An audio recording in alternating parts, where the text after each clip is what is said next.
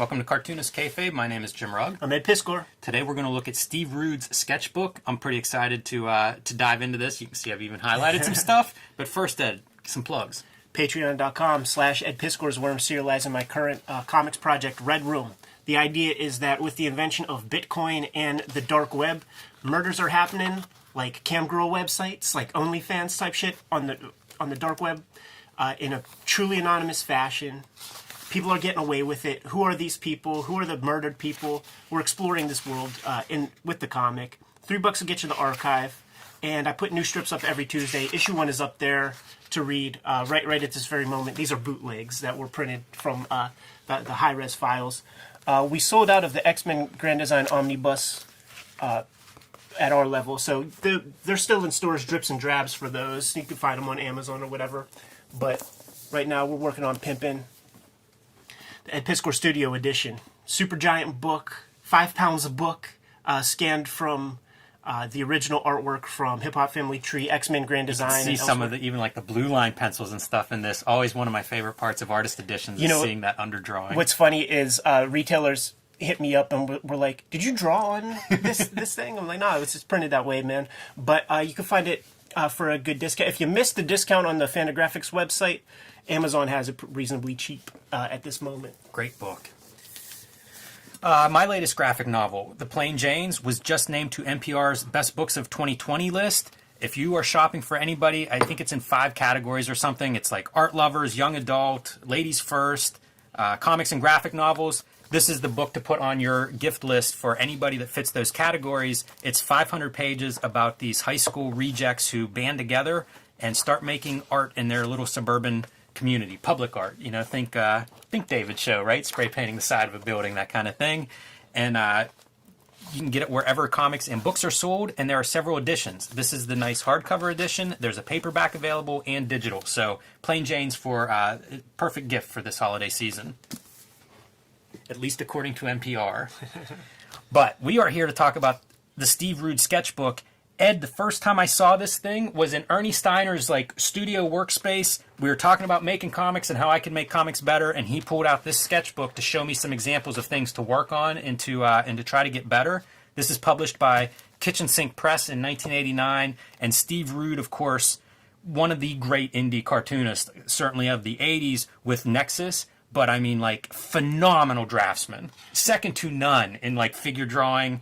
And we'll see some of that as we dive into this. Legendary sketchbooks as well. Everybody who's ever taken a look at his sketchbooks, they highly revere those things, man. They talk about them a lot.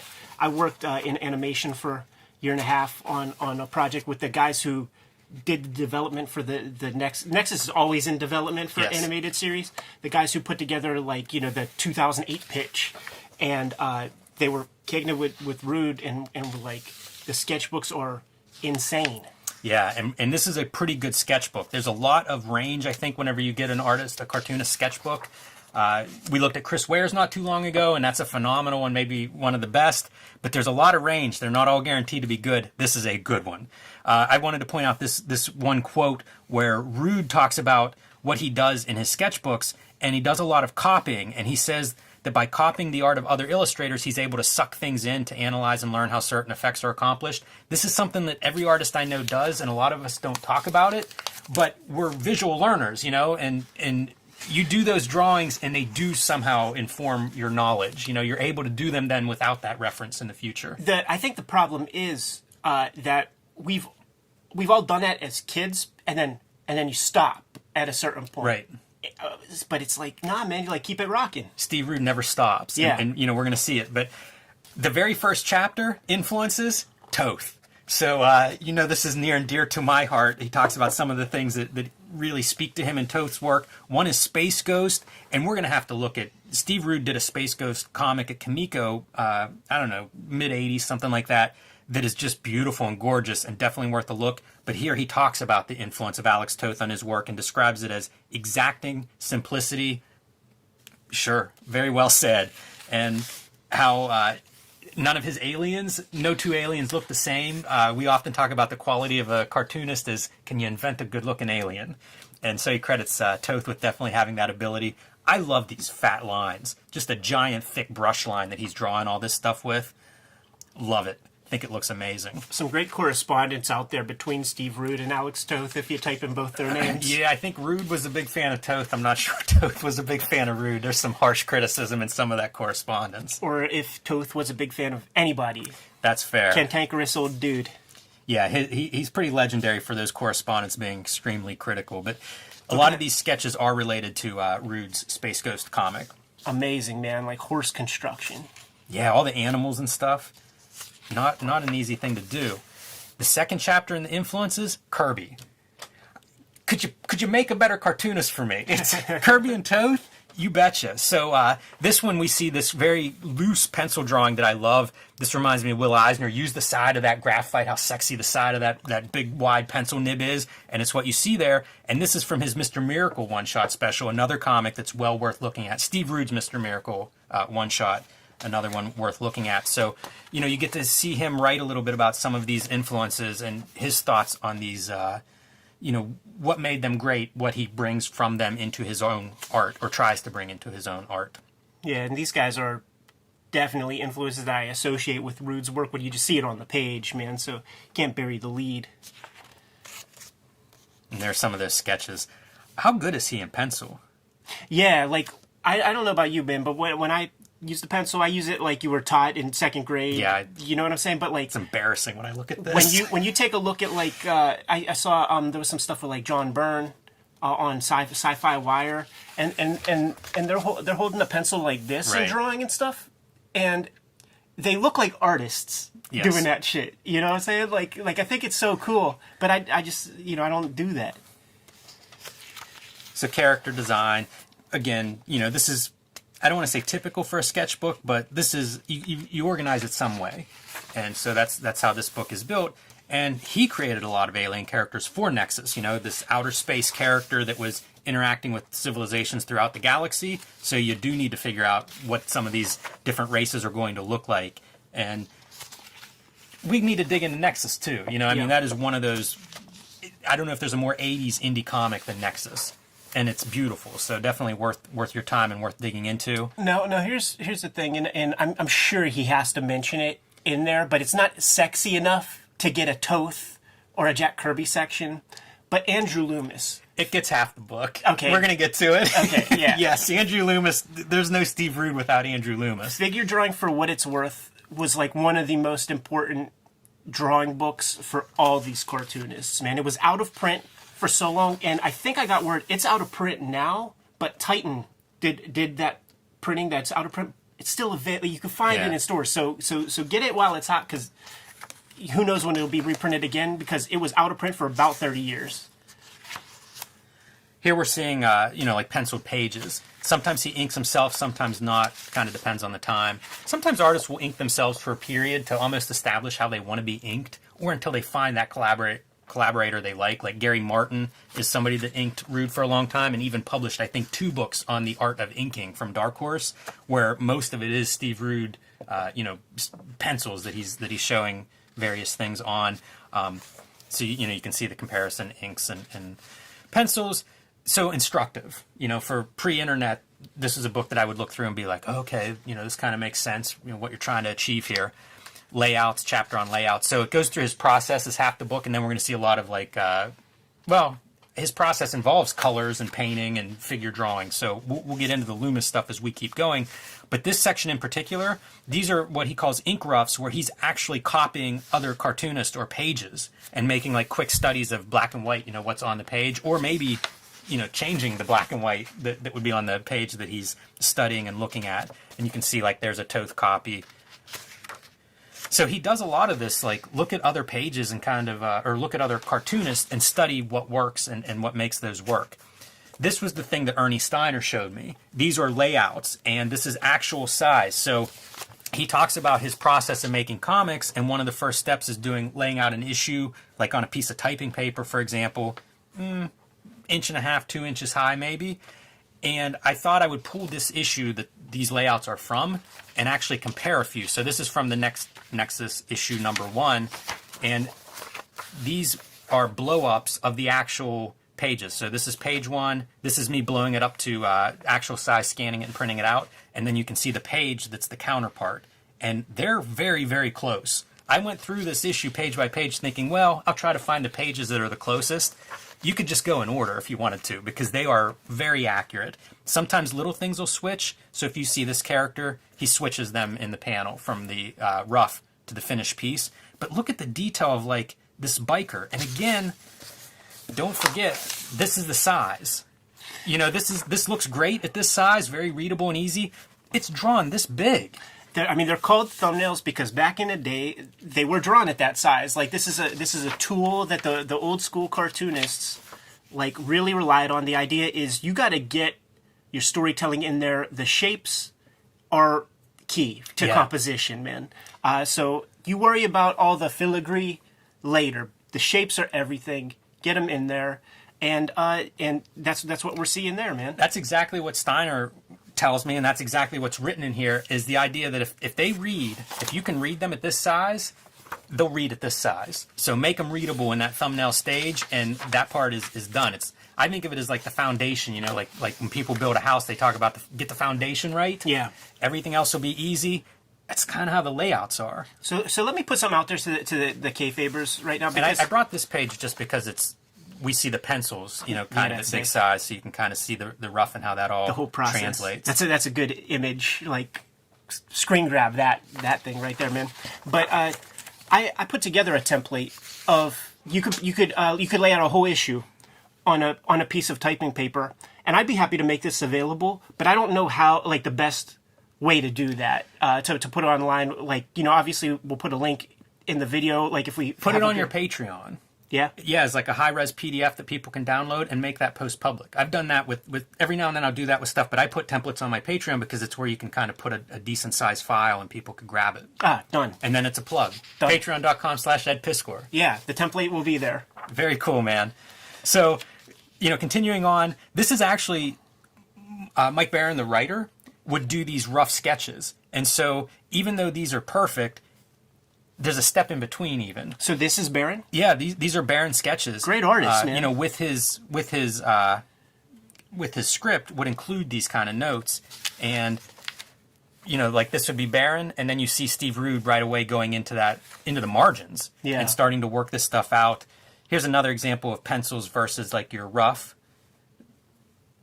I don't know. I think this one's accurate, actual size as well. So you get that idea of like they're just quick little drawings, but all the information is kind of there.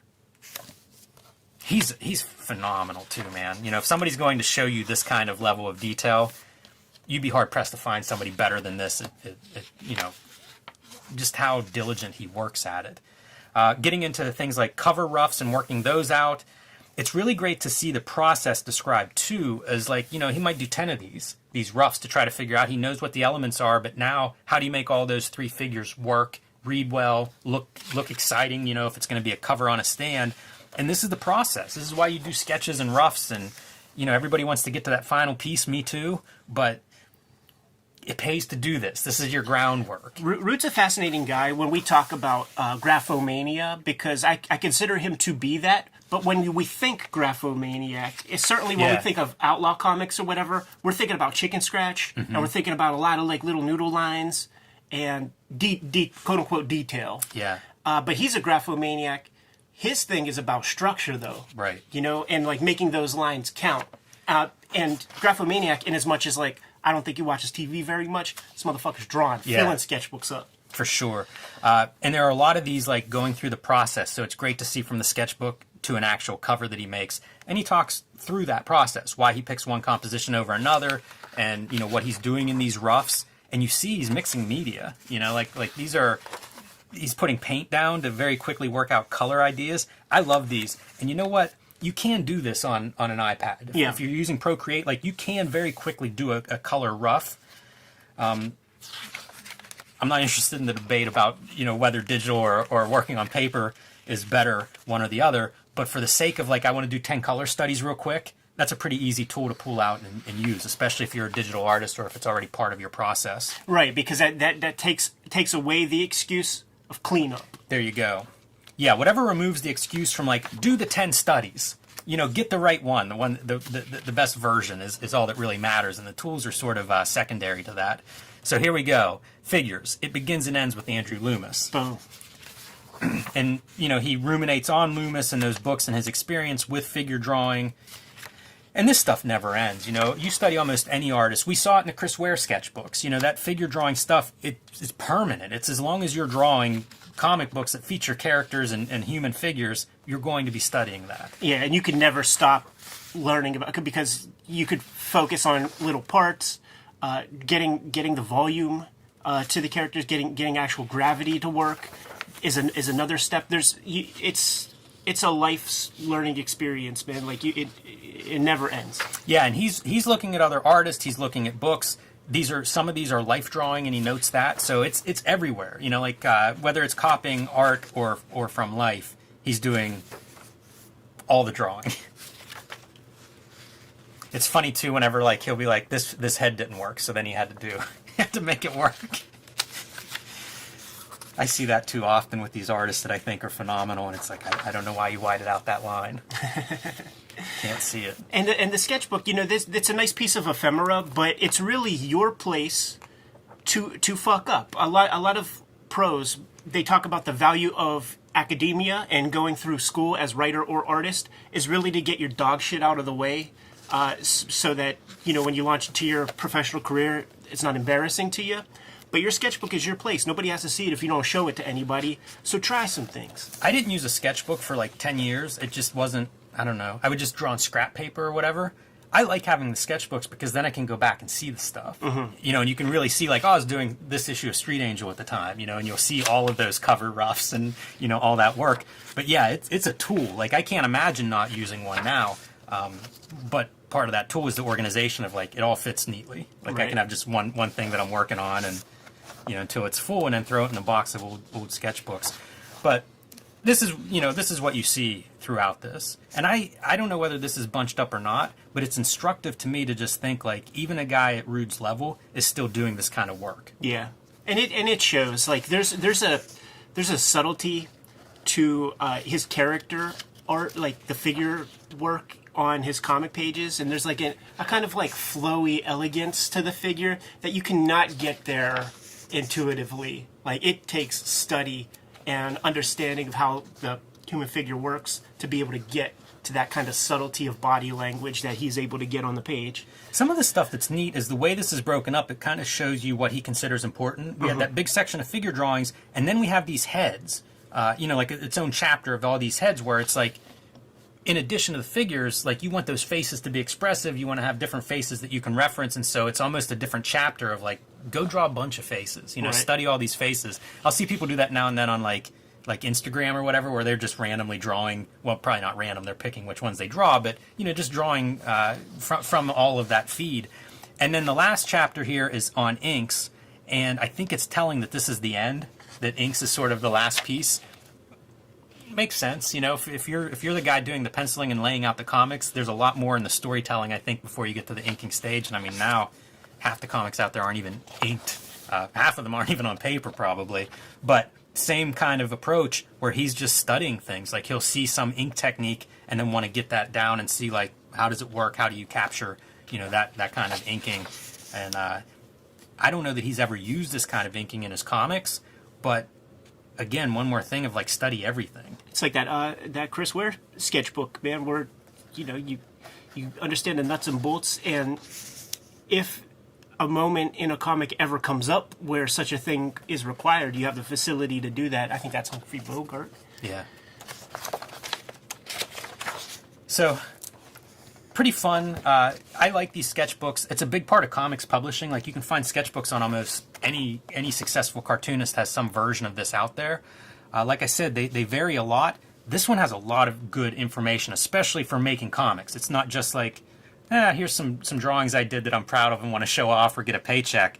There's real practical information in here. So it's a book that I spent a lot of time with growing up and really just trying to, apply these lessons to what I was doing. And things like the page layouts, like you know, this is vital stuff. Doing these layouts, making them work at this size, it's a tool.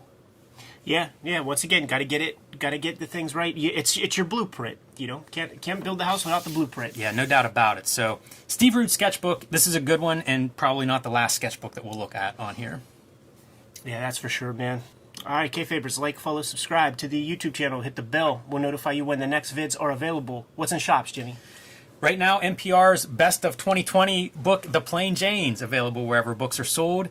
Image Comics has Street Angel, Deadliest Girl Alive. Both of those books suitable for young adults, all ages. Get them for the special person in your life this Christmas. And Octobriana 1976, world's first blacklight comic. That's a unique book. Again, perfect for people who are longtime comic readers or first-time comic readers. Patreon.com/Ed Piskor is where the Red Room comic is being serialized for the early adopter at this very moment. That's my young adult comic, the comic that I would have been reading as a young adult. The X-Men Grand Design Omnibus sold out at the publisher level, but you can find it in stores now. It's going to be reprinted in 2021, but if you want it before the holidays, you got to get it where you can find it. And the Ed Piskor Studio Edition is going fast as well, so get your hands on that book also.